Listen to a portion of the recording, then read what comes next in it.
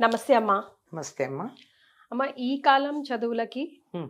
పురాతన కాలం చదువులకి జమీన్ ఆస్మాన్ ఫరక్ ఉంది. హ్మ్. ఈ రోజు అసలు పిల్లల్ని చదువులకు పంపించాలా, పంపించకూడదా అన్న కన్‌ఫ్యూజన్‌లో కూడా ఉన్నారు already. Because of so many things ఎన్నో జరుగుతున్నాయి. అసలు ఆ కాలం చదువులకి, ఈ కాలం చదువులకి మీరు అబ్జర్వ్ చేసిన డిఫరెన్సెస్ ఏంటి? అసలు ఎలా ఉండాలి పేరెంట్స్? ఎలా పెంచాలి అన్న సందిగ్ధంలో ఉన్నారు.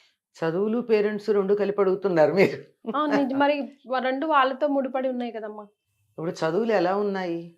అప్పట్లో విద్యావంతులు బుద్ధిమంతుల్లా ఉండేవారు. హ్మ్. చదువుకున్నారంటే కొంచెం సంస్కారం ఉండేది. హ్మ్. ఎక్కడ ఎలా ప్రవర్తించాలి, ఏం చేయాలి, కాస్త వినయం, కొంచెం విధేయత, ఒక మంచితనం, ఆ మాట తీరు వీటన్నిటిలో తేడా అన్నీ కనపడుతూ ఉండేవి. హ్మ్. చదువుకున్న వాళ్ళు చక్కని భాష మాట్లాడేవారు. ఇప్పుడు అట్లా లేదు కదా! ఇప్పుడు అవన్నీ అలా చెప్పానంటే ఇప్పుడు అవన్నీ లేనట్టే మనకి తెలుస్తున్నాయి. మరి. డిగ్రీలున్నటువంటి వాళ్ళందరూ సంస్కారవంతులని చెప్పగలమా? అసలు కాదు.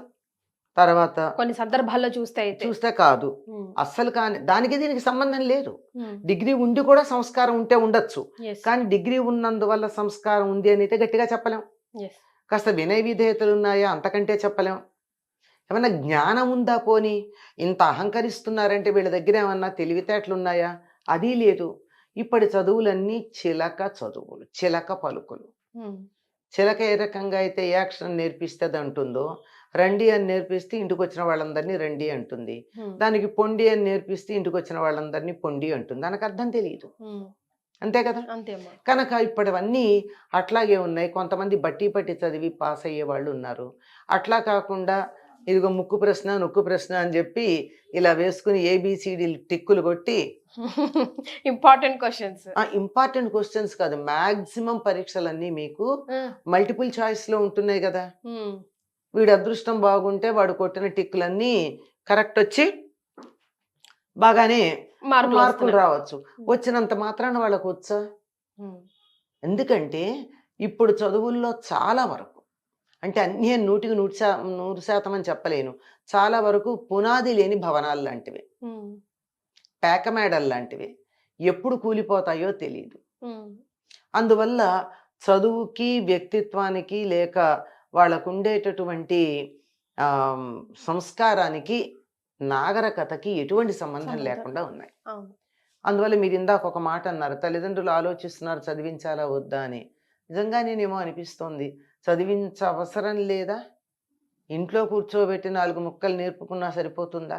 హ్మ్. మధ్యలో కొంతకాలంలో డిగ్రీ ఉంటే గాని ఉద్యోగం రాదు అని. హ్మ్. కనీసం 10థ్ క్లాస్ చదవకపోతే ఏమీ లేదని. 10థ్ క్లాస్ సర్టిఫికేట్ లేకపోతే దేనికి పనికిరారని. మరి. మా కాలంలో ఎస్ఎస్ఎల్సీ అనేవాళ్ళు ఇప్పుడు తర్వాత 10థ్ క్లాస్ అన్నారు. హ్మ్. ఆ సర్టిఫికేట్ ఆఖరికి డేట్ ఆఫ్ బర్త్ కూడా అదే అవసరమని ఇట్లాంటి మాటలున్నాయి. ఇప్పుడు అవేం లేవే. హ్మ్. ఆధార్ కార్డ్ ఉంటే చాలు. మరి.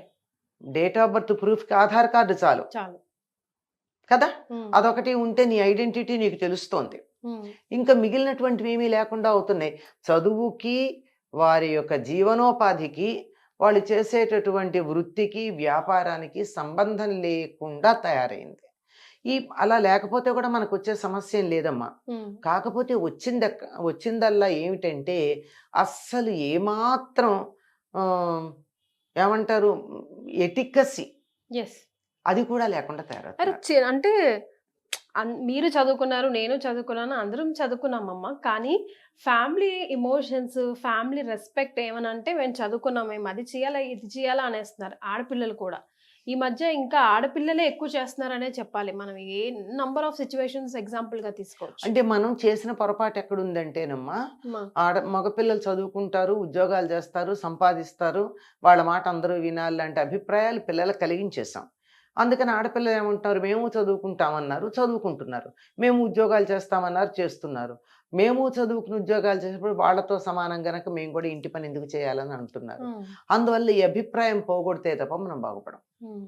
కానీ పేరెంట్స్ కూడా కొంతమంది పేరెంట్స్. పేరెంట్స్‌లోనే ఉంది ఈ అభిప్రాయం హ్మ్. పోగొట్టవలసిందెవరు? పేరెంట్సే. తల్లిదండ్రులే. హ్మ్. ఇంట్లో మగపిల్లల్ని, ఆడపిల్లల్ని సమానంగా ఇంటి పని చేయించాలి. సమానంగా చదువుకుంటున్నప్పుడు. చదువుకొనొచ్చి కూడా అమ్మాయి ఇంటి పని చేయాలి, అబ్బాయి కూర్చొని టీవీ చూడాలనుకుంటే ఎట్లా? హ్మ్. కనుక అటు పాఠశాలల వల్ల వీళ్ళకి వ్యక్తిత్వ వికాసం జరగట్లేదు. హ్మ్.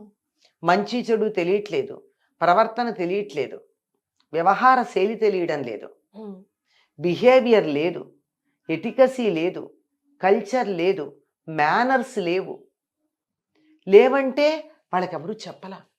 పిల్లల్ని మనం ఏం అనడానికి వీల్లేదు, వాళ్ళకెవరు చెప్పారు ఇట్లా ఉండాలని. మరి ఇంటికి బంధువులు వస్తే నీ బెడ్రూమ్ వాళ్ళకి ఇచ్చి నువ్వు హాల్లో కూర్చుని చదువుకో అని చెప్పగలిగిన దమ్ము ఏ తల్లిదండ్రులకు ఉంది? మరి నేను దమ్మన్న పదం వాడకూడదు. ఉమ్, మా అబ్బాయి చదువుకుంటాడండి, వాడి పరీక్షలండి అని చెప్పి ఇంటికి వచ్చిన బంధువుల్ని పంపించే స్థితిలో ఉన్నారు తల్లిదండ్రులు. వాళ్ళని కనీసం ఒక్క పూటకి సర్దుకోరా అని Accommodate చెప్పగలిగినటువంటి స్థితిలో లేరు.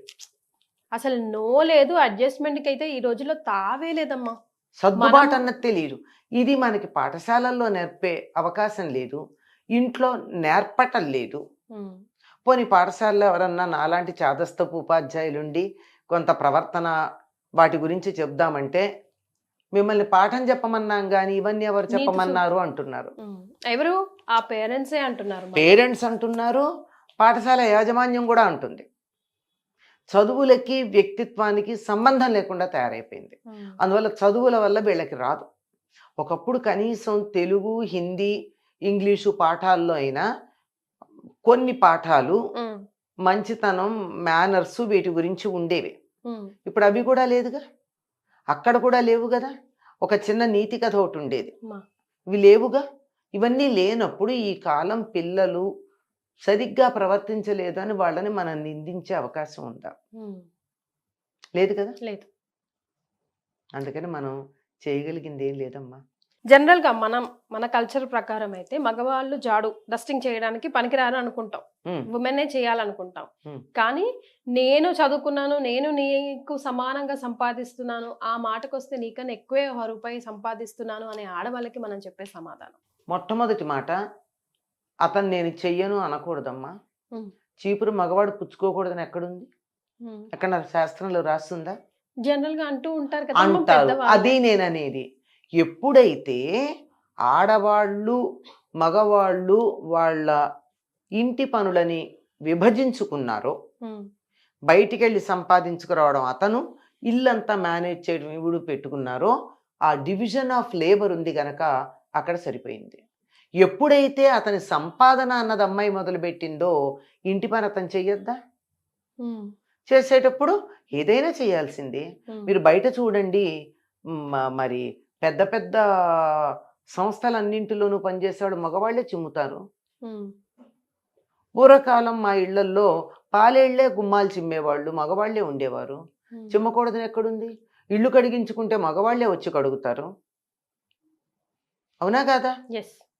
పెద్ద పెద్దవి. ఉమ్, అంటే ఒక వ్యక్తిని మనం గౌరవించి, ఇంత గౌరవప్రదమైన స్థానంలో ఉన్నావు గనక ఇటువంటి చౌకబారు పని చెయ్యొద్దు అని చెప్పి అడ్డం పడ్డామే తప్ప మగవాళ్ళు చీపురు ముట్టుకోకూడదు అని ఎక్కడా లేదు. అదే. ఎస్. అంటే ఆ అమ్మాయి నేను చదువుకున్నాను గనక నేను ఈ పని చెయ్యను అని భీష్మించడం తప్పు. నేను మగవాణ్ణి గనక చెయ్యను అని భీష్మించటం అతడిది తప్పు. సందర్భాన్ని బట్టి అవసరమైతే అతను చేయాలి, అమ్మాయి చేయాలి. ఎస్. సో దట్ ఆ సర్దుబాటు లేకపోవడం వల్ల వచ్చింది. ఎస్. రైట్ అమ్మా, థ్యాంక్ యూ సో మచ్.